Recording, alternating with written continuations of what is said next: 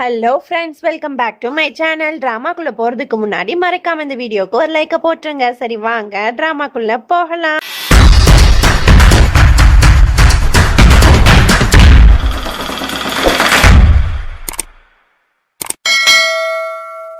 Starting சீன்ல பரிணித்தியும் ஃப்ரெண்டையும் தான் காட்டுறாங்க. அவங்க ரெண்டு பேருக்கும் அந்த போலீஸ்காரன் இருக்கான்ல, அவன் கால் பண்ணி இந்த மாதிரி நான் உங்ககிட்ட ஒரு முக்கியமான விஷயம் பேசணும் அப்படிங்கிற மாதிரி சொல்றான். உடனே பரிணித்து சொல்றான், இந்த மாதிரி நாங்க வந்து மகா சிவராத்திரினால ஒரு கோயிலுக்கு போறோம், அந்த இடத்துக்கு நீ வந்துரு அப்படிங்கிற மாதிரி சொல்லிட்டு போனையும் வைக்கிறான். அதுக்கப்புறம் குடும்பத்துல இருக்க எல்லாருமே அந்த மகா சிவராத்திரிக்காக அந்த கோயிலுக்கு போறாங்க. இவங்க எல்லாரும் எந்த கோயிலுக்கு போறாங்க அப்படின்னா, அஹானா இருக்கால அவளோட கோயிலுக்கு தான் போறாங்க. அப்போ அகானாவும் ஆரியமானும் ஒரே கார்ல போறத பார்த்துட்டு விக்ரம் பயங்கரமா கடுப்பாகிறான். அதுக்கப்புறம் குடும்பமா சேர்ந்து அந்த கோயிலுக்கும் போயிடுறாங்க.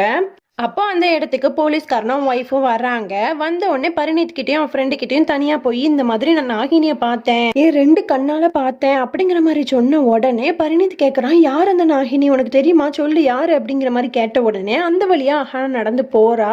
அவளை காட்டி அந்த போலீஸ்காரனும் இவதான் அந்த நாகினி, இவளதான் நான் நாகினி உருவத்துல பார்த்தேன் அப்படிங்கிற மாதிரி சொன்ன உடனே பரிணித்தும் ஃப்ரெண்டும் ஷாக் ஆயிடுறாங்க.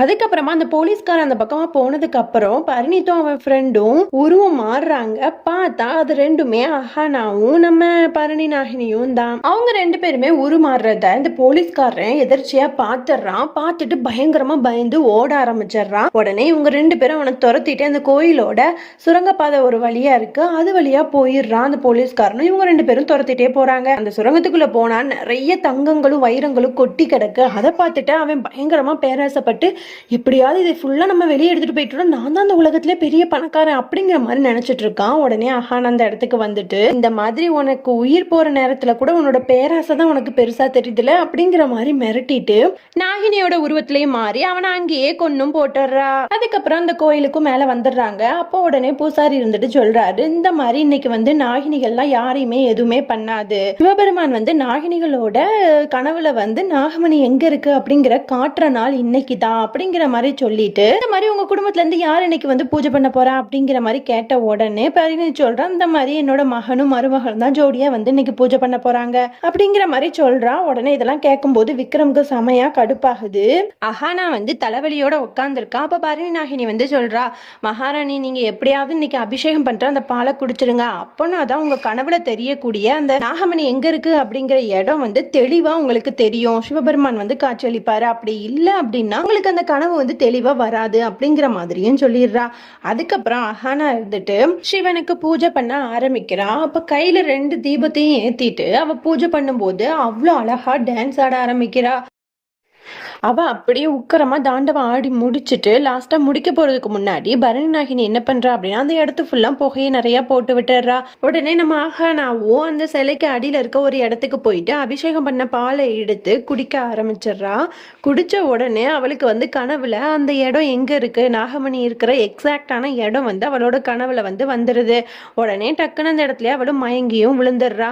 உடனே குடும்பத்துல இருக்கவங்களும் இவ ரொம்பவே டான்ஸ் ஆடிதான் கீழே விழுந்துட்டா அப்படின்னு நினைச்சிட்டு ஆரியமான அவளை வந்து அப்படியே தூக்கிட்டு போறான். இதெல்லாம் பாக்குற விக்ரமுக்கு பயங்கரமா கடுப்பாகுது. அதுக்கப்புறமா ஆரியமான் வந்து நம்ம அஹானாவை வீட்டுக்கு கூட்டிட்டு வந்து தூங்க வச்சிடறான். அதுக்கப்புறம் கொஞ்ச நேரம் கழிச்சு அஹானா வந்து முழிக்கிறா. முழிச்சதுக்கு அப்புறம் விக்ரம் வந்து கால் பண்றான், அஹானா நீ இன்னைக்கு ஆபீஸ்க்கு வரணும், ஒரு பெரிய சர்ப்ரைஸ் உன் ஹஸ்பண்ட்காக நான் ஏற்பாடு பண்ணிருக்கேன் அப்படிங்கிற மாதிரி சொல்லிடுறான். உடனே அஹானாவும் என்னதான் என்ன சர்ப்ரைஸா இருக்கும் அப்படிங்கிற மாதிரி யோசிச்சுட்டு ஆபீஸ்க்கு போறா. உடனே ஆரியமான் இருந்துட்டு, நீ எதுக்காக இங்க வந்த அப்படிங்கிற மாதிரி திட்டிட்டு இருக்கான். உடனே அஹானா சொல்றா, ஆமா என்னோட ஹஸ்பண்ட் எங்க இருக்காங்களோ அங்கதானே நானும் இருக்க முடியும் அப்படிங்கிற மாதிரி அவளும் வந்து கிண்டலா பேசிட்டு இருக்கா. இவன் கடுப்புல வந்து அவளை போட்டு திட்டிட்டு இருக்கான். கரெக்டா அந்த இடத்துக்கு விக்ரம் வந்த உடனே இவளை வந்து அப்படி கொஞ்சம் மாதிரியே ஆக்ட் பண்ண ஆரம்பிச்சிடறான். உடனே விக்ரம் இருந்துட்டு அங்க மீட்டிங் நடக்க உங்க 2 பேரையும் கூப்பிட்டாங்க அப்படிங்கிற மாதிரி சொன்னோன்னே இவங்க 2 பேரும் போய் உட்காடுறாங்க. அங்க ஃபுல்லாவே உங்க ஃபேமிலி மெம்பர்ஸ் தான் இருக்காங்க. அப்போ விக்ரம் இருந்துட்டு சொல்றான், இந்த மாதிரி என்னோட அப்பாவோட ஷேரிங்ஸை ஃபுல்லா நான் தான் பார்க்க போறேன், ஆனா என்னால இப்ப பாத்துக்க முடியாது அப்படிங்கறனால எனக்கு யாரு ரொம்பவே நம்பிக்கையானாலும் அவங்க கிட்ட நான் இந்த பொறுப்பை ஒப்படைக்க போறேன் அப்படிங்கிற மாதிரி சொன்ன உடனே எல்லாரும் வந்து அப்படி ஷாக் ஆகி பார்த்துட்டு இருக்காங்க. அப்போ அந்த இடத்துக்கு யாரு வரா அப்படின்னா நம்ம ஆரியமானோட எக்ஸ் லவரும் அவனோட ஹஸ்பண்டும் தான் வராங்க.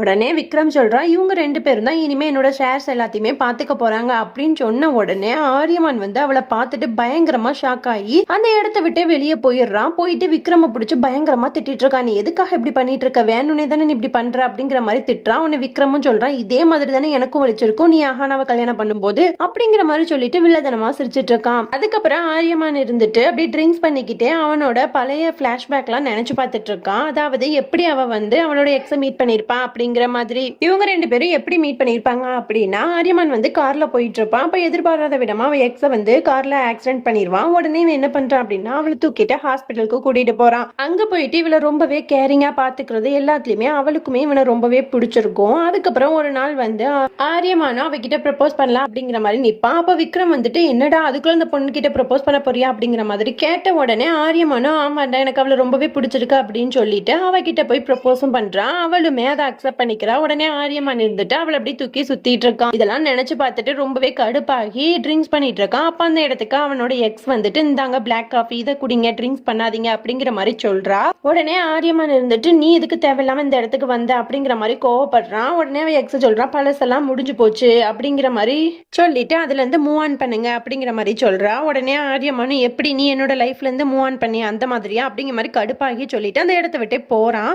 இதை எல்லாத்தையுமே அஹானாவும் வெளியே இருந்து பார்த்துட்டு ரொம்பவே ஃபீல் பண்ணிட்டு இருக்கா. அதுக்கப்புறம் ஆரியமானும் வீட்டுல போயிட்டு ரொம்பவே கோவமா புலம்பிட்டு இருக்கான். அப்ப அந்த இடத்துக்கு அஹானா போயிட்டு, எதுக்காக இவ்வளவு டென்ஷனா இருக்கீங்க அப்படிங்கிற மாதிரி கேட்கறா. உடனே அதுக்கு ஆரியமான் சொல்றான், எதுக்கு அந்த பொண்ணுங்களே இப்படி இருக்கீங்க, எனக்கு அந்த பொண்ணுங்களை பார்த்தாலே கடுப்பா இருக்கு. அதுக்கப்புறம் கல்யாணம் அப்படின்னாலுமே எனக்கு கடுப்பா இருக்கு. இந்த பொண்ணுங்க கல்யாணம் இது எதை கேட்டாலும் எனக்கு ஓவர் டென்ஷன் ஆகுது. என்னோட தம்பிக்கு கல்யாணம் நடக்கும்போது கூட நான் அந்த இடத்துல இல்லை, ஏன்னா எனக்கு அந்த கல்யாணங்கிற கான்செப்டே பிடிக்காதனால அந்த இடத்த விட்டு வெளியே போயிட்டேன் அப்படிங்கிற மாதிரி சொல்லி புலம்பிட்டு இருக்கான். இதை கேட்ட அஹானாக்கு பயங்கரமா ஷாக் ஆகுது. என்னது, நம்ம அக்காவோட கல்யாணத்துக்கு இவர் இங்க இல்லையா, அப்ப என்னைய குத்தி கொலை பண்ணது யாரு அப்படிங்கிற மாதிரி அவளும் யோசிக்கிறா. அதுக்கப்புறம் கொஞ்ச நேரம் கழிச்சு ஆரியமானுக்கு ஒரு ஃபோன் வருது. அப்போ அந்த ஃபோனை பேசிட்டே அவன் ரொம்பவே கடுப்பாகிறான். அதுல என்ன பேசுறான் அப்படின்னா, இந்த மாதிரி ஒரு வெளிநாட்டு ஃபேக்டரியை பத்தி இங்க வந்து உங்க நியூஸ்ல வந்து அட்வர்டைஸ்மெண்ட் கொடுக்கணும் அப்படிங்கிற மாதிரி கேட்கறாங்க. அதுக்கு உடனே ஆரியமான் இருந்துட்டு, இந்த வெளிநாட்டு ஃபேக்டரியை பத்திலாம் நான் பேச மாட்டேன்னு உங்களுக்கு தெரியும்ல, இந்த மாதிரி ஆர்டர்லாம் எடுக்காதீங்க, எவ்வளோ கோடி பணம் கொடுத்தாலும் இந்த மாதிரி அட்வர்டைஸ்மெண்ட்லாம் என்னோட நியூஸ்லலாம் நான் போட முடியாது அப்படிங்கிற மாதிரி அவன் கோவமா பேசுறான். இதெல்லாம் கேட்டுட்டு அஹானாக்கு இன்னுமே ஷாக் ஆகுது. இவனும் நம்மள மாதிரியே அந்நிய நாட்டை ரொம்பவே வெறுக்கிறானே, அப்ப எப்படியா என்னை வந்து கொலை பண்ணிருப்பா, எனக்கு ஒரே குழப்பமா இருக்கே அப்படிங்கிற மாதிரி யோசிச்சுட்டு இருக்கா. அப்போ உடனே அஹானா என்ன பண்றா அப்படின்னா, இதுல ஏதோ ஒரு மர்மம் இருக்கு, அதை நம்ம எப்படியாவது கண்டுபிடிச்சே ஆகணும். ஆரியமான் நல்லவனா இல்ல கெட்டவனா அப்படிங்கிற மாதிரி யோசிச்சுட்டு ஆரியாவோட ஆபீஸ்க்கு போயிட்டு அங்க இருக்க ஃபைல்ஸ் எல்லாத்தையுமே எடுத்து தேடிட்டு இருக்கா. அதுல எந்த டீடைல்ஸுமே இல்ல. அதாவது இவன் அந்நிய நாட்டோட ஏதாவது லிங்க் வச்சிருக்கானா அப்படிங்கிற மாதிரி எந்த டீடைல்ஸுமே அதுல இல்ல. இதை பார்த்தா அஹானாக்கு பயங்கரமா ஷாக் ஆகுது. அப்போ இவன் நல்லவன் தானா, அப்ப எதுக்கு நம்மள வந்து கொலை பண்ணா அப்படிங்கிற மாதிரி அவ எல்லா ஆங்கிளையும் யோசிக்க ஆரம்பிக்கிறா. இதோட நம்ம இந்த பாட்டை முடிச்சுக்கலாம். ஆரியமான் எந்த தப்பும் பண்ணல அப்படிங்கிறத அஹானா எப்படி கண்டுபிடிக்க போறா? அப்படியே கண்டுபிடிச்சாலும் பரண்யாகினி மேல அவ கோவப்படுவாளா மாட்டாளா, இல்ல ஆரியமான் மேல இன்னுமே லவ் அதிகமாக போதா, அவளோட எக்ஸும் வந்திருக்கா, அதனால என்னென்ன பிரச்சனைகள்லாம் இதுக்கு அடுத்து வரப்போகுது அப்படிங்கிறத எல்லாத்தையுமே நம்ம அடுத்த எபிசோட்ல பார்த்து தெரிஞ்சுக்கலாம். ஓகே ஃப்ரெண்ட்ஸ், பாய்.